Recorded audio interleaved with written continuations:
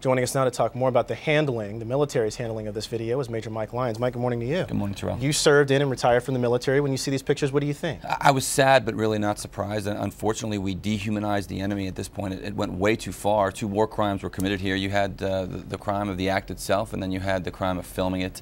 I really was not happy to see these Marines who knew that this kind of situation will cause the Taliban to recruit more soldiers to come back and shoot American soldiers and Marines going down the road. Some would ask, these are men, albeit what age, that are trained with the highest duty and honor to country and to self and to the job that they're doing. How does this happen? Yeah, they knew that this was going to be bad and it was going to be wrong. I think what happens is groupthink takes place, and the five of them get together, the four or five of them get together, they think it's a good idea, and all it would have taken is one of them to say, look, this is not good, we need to stop this right now and do the right thing. You know, commanders they stay up at night thinking about their units, making sure they don't do these kinds of things, and I think it doesn't speak well to the climate and the command structure of that Marine Corps unit. Defense Secretary Leon Panetta called President Karzai, ensured that there would be a full investigation. Is that enough? Yeah, they're going to have to do more than that. I think these individuals, like for example, we know they're not in Afghanistan anymore. Two of them have been located.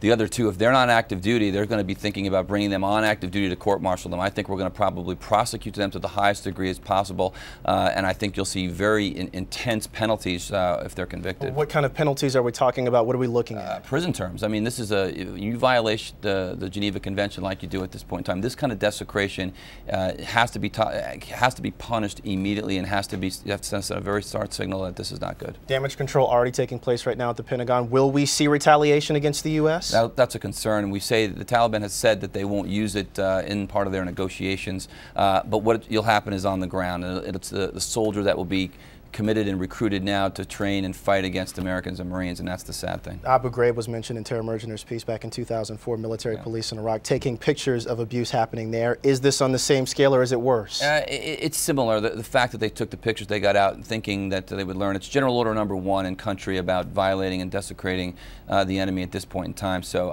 I'm just really surprised that we see the same thing happen again. And before we go here, you know, I think the obvious question is, what does this mean for the image of the United States in the Middle East after this happens? But the even bigger question, what does this mean for U.S. troops and the image around the world? Yeah, it hurts our legitimacy. I think that's a real concern at this point, to understand that you know, U.S. forces usually mean peace and stability. We ask too much of our soldiers and Marines. We ask them to be warfighters and peacekeepers, and I think these are the kind of things that that happen when we do that. Major Mike Lyons joining us with some insight this morning. Mike, appreciate it. Thank you so much. Thanks, Terrell.